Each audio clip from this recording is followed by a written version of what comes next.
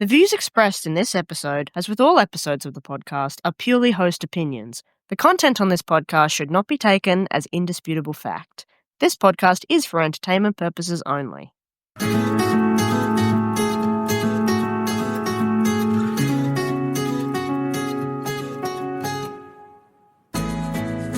Hello and welcome to the Full Bottle Podcast. It is the end of February and summer is nearly over. Sarah, are you excited for things to cool down? Oh, well, we're hanging on to the warmer weather here for a moment, Rach. Winter in this region, I'm just a couple of hours from the New South Wales snowies and Kosciuszko.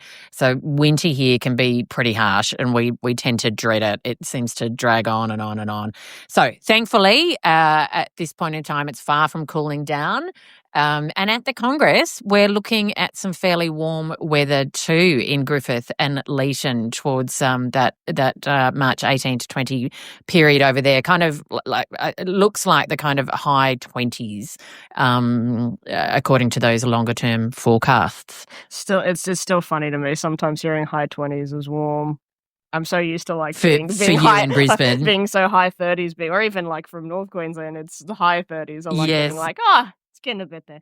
That's cool. That's cooling down away from the 40s.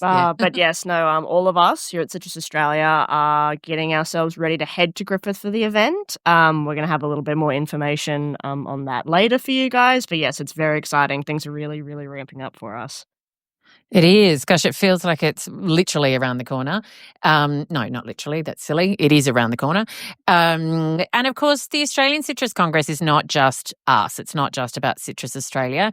We have sponsors and exhibitors galore, and a number of other fantastic organisations from across the citrus industry joining us at the Congress.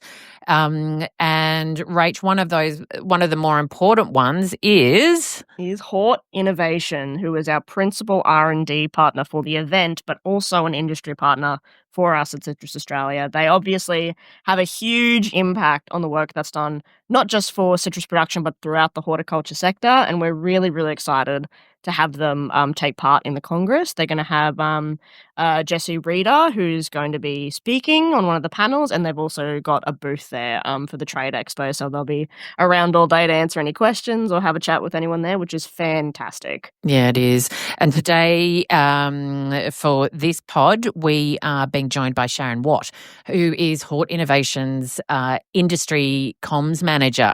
Now, she works across a number of projects to support peak industry bodies like us, like Citrus Australia.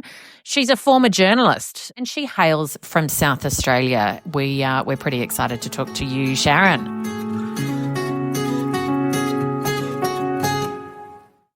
Hello, Sharon. It is so lovely to have you on our pod this month. Oh, hello, Sarah. Thank you for inviting me to be a part of it. It's an absolute pleasure and a bit of a hoot, I must say. A bit of a hoot. Now, Sharon, I've got to tell our listeners, we're just not used to calling you Sharon. To us, you are Shaz. Is it okay if we roll with that for a few of the questions?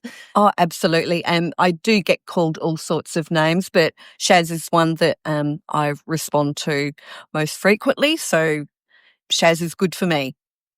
It's definitely how you sign off all your emails with us, which is lots of fun. It's certainly made meeting you a very easy path for us. You're super duper friendly. Oh, thank you, Sarah. One syllable. Nice and easy. One syllable. Yeah, very Aussie. Now, I don't know that lots of others do, but I do. You, like me, are a former journalist. Tell me, how did you come out of your very, very, you've got a fabulous track record as a journo. How did you make that move from our work in journalism into the work that we do now? Well, it goes back an awfully long way, I must say, Sarah. I grew up on a farm in the Western District of Victoria, just on the western side of the Grampians, primarily a sheep, so wool and prime lambs was what we largely grew, as well as some crops for livestock feed. So I grew up in a farming environment. I was a typical farm kid, very much a tomboy growing up. But at school, I had a real interest in writing. I loved English, and I was a keen follower of news and whatever news services we could get out on the farm. And when I was in high school, I did a week's worth of work experience at the Spectator newspaper in Hamilton, which was about 50 k's south of where I grew up at Balmoral. And Fabulous. from that stint of work experience, I was offered a cadetship, and my teachers very strongly encouraged me to take it up. Nothing to lose. So I was able to combine my two loves, agriculture and writing, journalism, in that one job, and it very much grew from there. From Hamilton in Western Victoria, I moved to Adelaide to join the News newspaper, which was Murdoch's first Australian newspaper. It was the afternoon daily rag, and had a wonderful time working on that newspaper. Hard work. We had a huge newsroom. Everyone had a dedicated role. I was given agribusiness, agriculture, which was a natural fit. So, spent some time at the news, and that exposed me to the world of daily newspapers and the fast pace of journalism. And then I had some time at the Border Watch newspaper in Mount Gambier before I joined Stock Journal, which is South Australia's rural weekly flagship newspaper.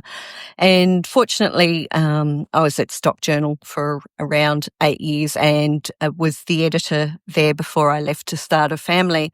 And when I was appointed editor at Stock Journal, I was the first female in Australia to take on position of editor at any rural newspaper across the nation. And that gives me goosebumps. Yeah, and I never thought too much about it at the time, Sarah. It didn't really occur to me that it was, in a sense, a pioneering move, but it did set the precedent, and since then there has been a plethora of women take up those senior editorial positions at newspapers across Australia. So, that does make my heart sing when I do reflect back on it. But as I said, I didn't really make a song and dance of it at the time. No, well, you're that kind of down-to-earth person, but thank you for forging a path for those that followed along beside you and behind you. Yeah. Very impressive. Yeah, thank you, Sarah. And from Stock Journal, after I'd had our girls, I ventured back into journalism, but more so in a communications capacity rather than straight journalism. So I joined a public relations company, Port and Novelli, just as a freelancer, and worked very closely with Elders, the agribusiness, and the Grains Research and Development Corporation. So they were two of my main clients. I was so fortunate working with Elders that role took me overseas, where I helped to launch a memorandum of understanding in China for the first export out of Australia of dairy heifers. China, the government there was investing heavily in building the school milk program, so providing all students with fresh milk. So the government was building the nation's dairy herd by bringing in quality dairy stock from Australia. So what an experience. That was a wonderful highlight of my time working for Port and Novelli and Elders. And as I mentioned, I was also working for the Grains Research and Development Corporation as an external consultant, and that led to a full-time position on staff as a Southern Regional Communicator with the GRDC. Amazing. And I guess it was that time at GRDC that I developed a real passion for working in RDC land, and that eventually led me to Hort Innovation, and here I am. And here you are. And aren't we lucky to have you with that extraordinary background experience, not only in news, but in the world of public relations, and most interestingly, the experience that you've had working around China and our relationship with China and exports and agriculture, just a sensational asset to us. Now, for those listeners who may not know too much about Hort Innovation, I'm not sure that there'll be many that have lots of question marks, but there might be some. How would you describe Hort Inno to someone who's never heard of them before, just briefly? In a nutshell, Hort Innovation is the grower-owned, not-for-profit research and development corporation for Australia's horticulture industry. So most of our agricultural sectors will have a research and development corporation of some description, and our role is to advance our $17 billion horticulture industry by investing in research and development, marketing and trade to build a prosperous and sustainable future for our growers. So Hort Innovation partners with Australian and international co-investors, including government, leading science, technology and consumer strategy experts to anticipate future challenges and also to grasp opportunities to invest on behalf of growers. So we want to make sure that we're capturing value for growers from the investments we make on their behalf. And for those who aren't quite sure of the levy system, all Hort Innovations investments are funded by grower levies and Australian government contributions, which are matched for research and development, as well as other industry contributions and co-investment. And then some industries also have a marketing levy. In the little bit of experience that I've had speaking with growers and farmers, not everybody understands that really important partnership, I guess we could call it, between bodies like Hort Innovation and, let's say, Meat and Livestock Australia and the federal government, where grower levy funds are matched by federal government, regardless of who's in. It's a wonderful system, Sarah, and we are very much the envy of other primary producers around the world as far as the levy system we have in place in Australia. It's such a massive asset for our primary producers. It's an extraordinary system, isn't it? Yeah. Now, what can you tell us just briefly about your role at Hort? Well, I started at Hort Innovation in August 2022, so coming up to close to 3 years. My role as industry communications manager is to provide oversight of the suite of industry communication programs and also some other related investments. At the moment, we have 23 standalone industry communications programs, which I manage. They are all very different in terms of the scale, the size, the budget, the outputs, the deliverables.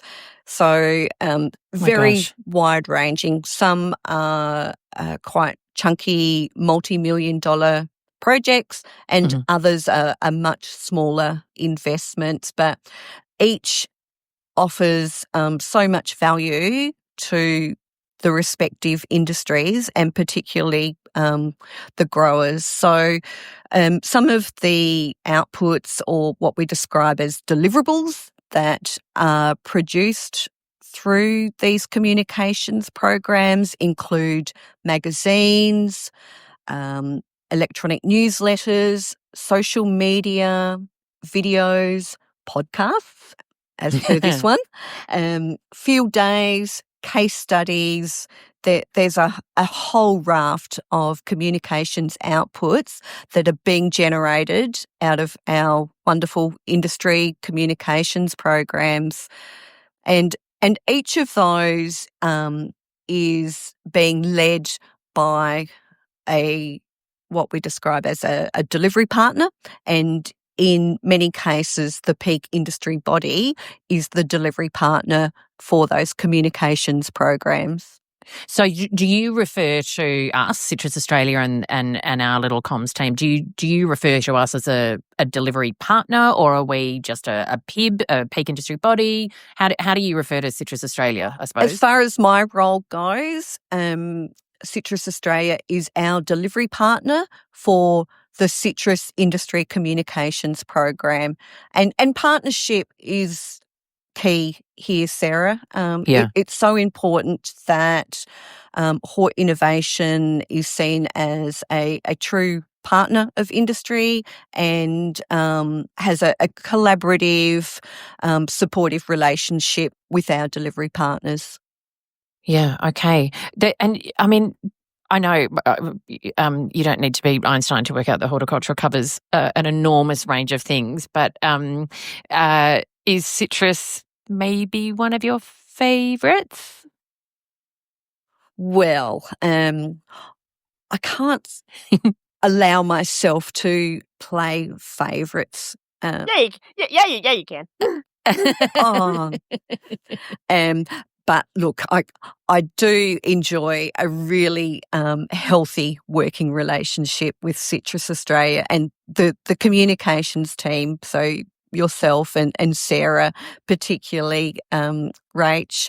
I'm very fortunate in that all of our industry communications delivery partners are exceptional people. Their hearts are in the right places. They are so passionate about their growers and their industries. So I pinch myself every day, knowing that I'm working with a most wonderful, dedicated group of industry communicators.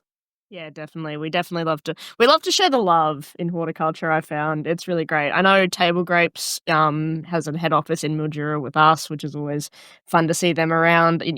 Audio listeners can't see this, but Sharon has a background with blooming almond trees as well. So we also love all the almond guys, and Berry Quest is on right now as we're recording.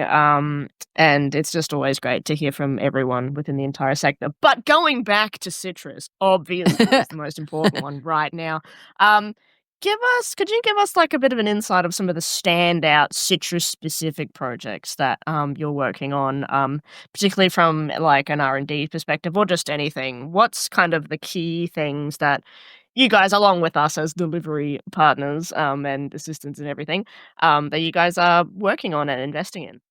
Well, other than the industry communications program, which is incredibly important, Hort Innovation is investing in a whole raft of research and development programs on behalf of growers. And some of the key themes for those programs are around biosecurity, which is obviously a priority investment area for all horticultural producers, not just citrus, but then citrus does have some of its own bespoke biosecurity requirements. We've also got investments in integrated disease management, and they cover off a number of existing and potential diseases. Breeding is another area, as well as protecting genetic material to ensure that growers always have access to the best genetics for their orchards. There's also investments into evaluation of new varieties and rootstocks, market development and quality, and competitive orchard systems. That was something that we saw firsthand during the recent citrus familiarisation tour that I was so lucky to be a part of. Thanks for organising that, Citrus Australia. And Rach, if growers are wanting to know more about where their levies are being invested, I would encourage them to jump onto the Hort Innovation website, where we house the Citrus Strategic Investment Plan, and that outlines what the industry's priorities are for investment and some of those key investment areas. Yeah, no, that's fantastic. Just on wanting to find out more, I suppose it's our job, you, me, and Sarah, and everyone else who works in, comms in this industry. It's our job to make sure that everyone out there in the industry doing, the work of production and everything else, knows as much as possible about the work that we're doing. So they know, hopefully, the benefits that they're going to get out of their levies and everything else. Could you give, I guess, me and Sarah some advice of what more do you think we can do to help ensure growers and, well, not just growers, there's a lot of people who work within this industry in a lot of different fields, um, uh, make sure that they are kind of across everything that you're doing and then by extension what we're doing as partners in these investments? My advice, Rach, would be to subscribe. And that applies to both Hort Innovation and Citrus Australia Communications. So Hort Innovation produces quite a number of communications materials that we send out electronically, but we also produce research reports. So every time a research project concludes, we'll provide a final report that's accessible on the Hort Innovation website. We've got a stack of publications that we house on the website and fact sheets, and growers can easily subscribe to all of that and more just by going on the website and electing to receive whatever information platforms they would like to. But on top of that, for all those growers out there, please make great use of everything that the Citrus Australia communications team is producing, because they are doing it for your benefit, and the quality of the content and material that's being produced through the industry communications program is exceptional. It's the best way of staying up to date on everything that's happening within your industry. So make sure you subscribe, call Rachel or Sarah if you don't know how to, and I'm sure they'll be able to help you out. Yeah, we certainly can. Thank you for that. We will give you some money afterwards. I don't know. No, I don't think that's allowed, Sarah. A bag of oranges would be quite sufficient. A bag of oranges. No, thank you. And just for those growers and other industry friends who possibly just haven't popped onto the Hort Inno website. I know when I get on and I want to access, because Rach and I are still very new to this industry, I know when I jump on, I've got to remember my password, I've got to remember a couple of other things to access some of the things that Rach and I have to get into in terms of our deliverables with you. As a grower or an industry friend, is it just super simple to jump on to get into some of those resources? Super simple. Yep. No paywalls or obstacles to overcome, Sarah. Yep. So yeah, just go onto the website. The search mechanisms quite user friendly. So amazing. Yep, yeah, it's a terrific website. There is so much on there. I could spend all day, or I have spent large parts of days on there. It is really, really, really good.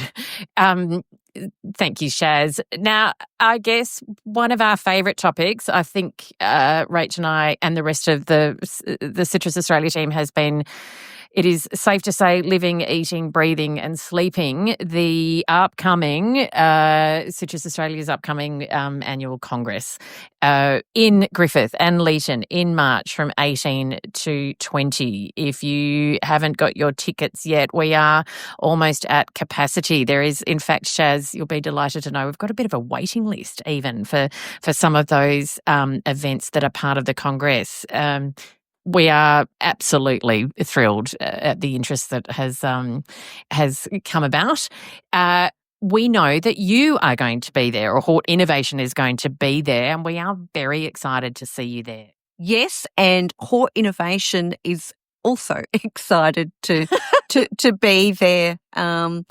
So important to have a presence at industry events like Citrus Congress, and I must say it's terrific to see that this event's being held in the regions as well. It just adds a whole different dynamic to the event. So to hear that you've got a waiting list. Yeah, it's pretty cool, isn't it? That is so encouraging.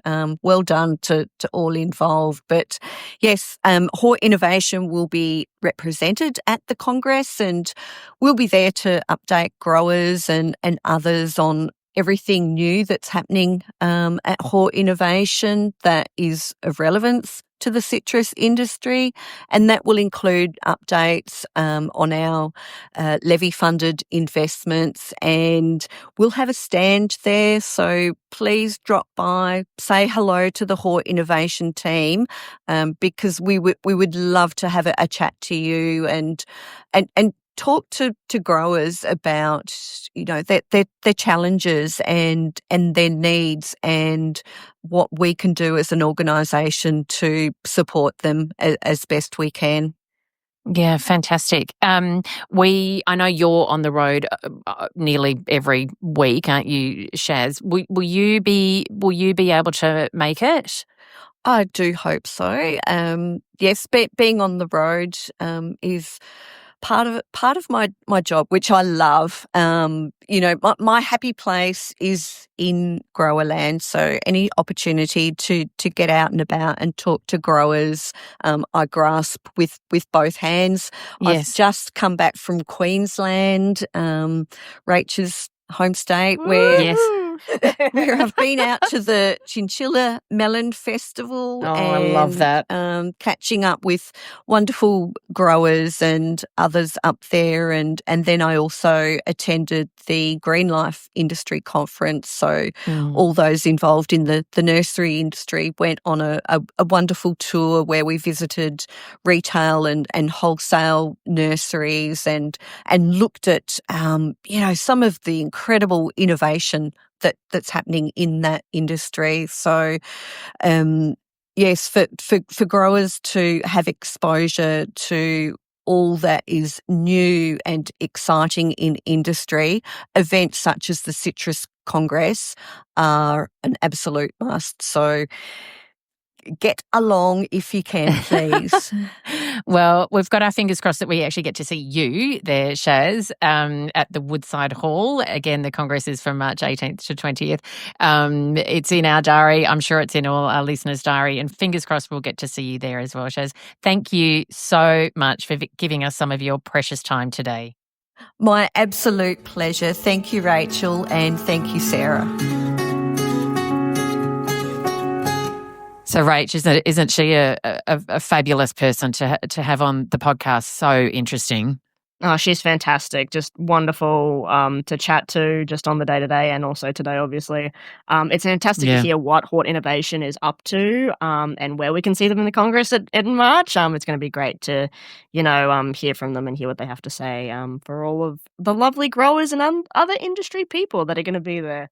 It'll be a fantastic event. We're so looking forward to it. We're a bit nervous about it as well. It's a lot, you know, it's a lot of work for our team, and especially for the, you know, the team members that have been really, really, really involved in bringing it all together.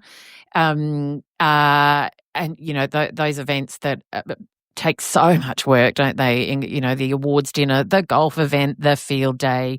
There's a lot of work that's going into those events that are all part of the Congress. Yes, and we're really close to capacity. We've still got a wait list up for anyone who's interested.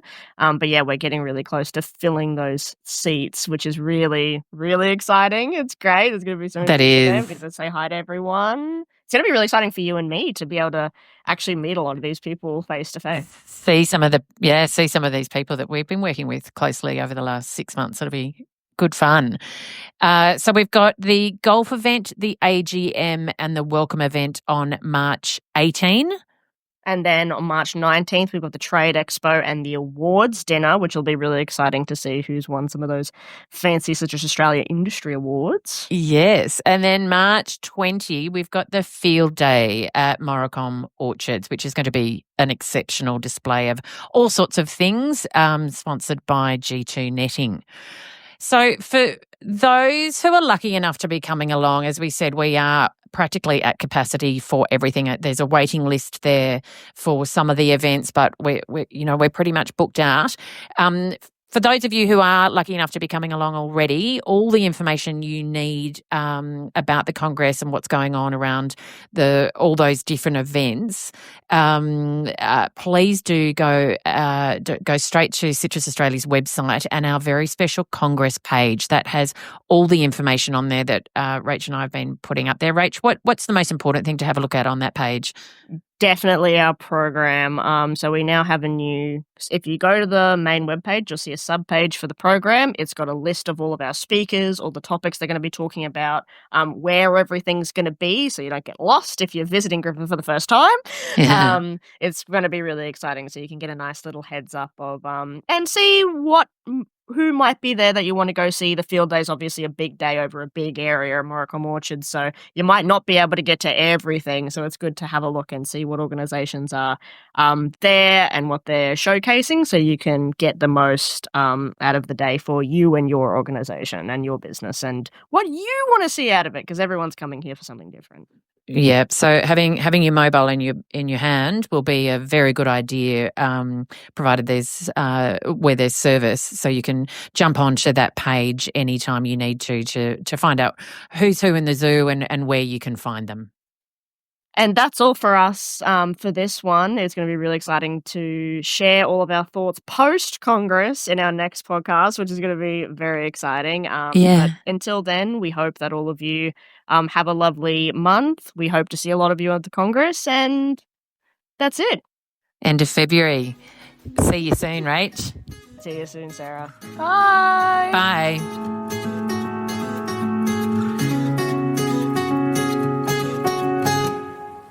The Full Bottle Podcast is funded by Hort Innovation, using the Citrus Research and Development Levy and contributions from the Australian Government.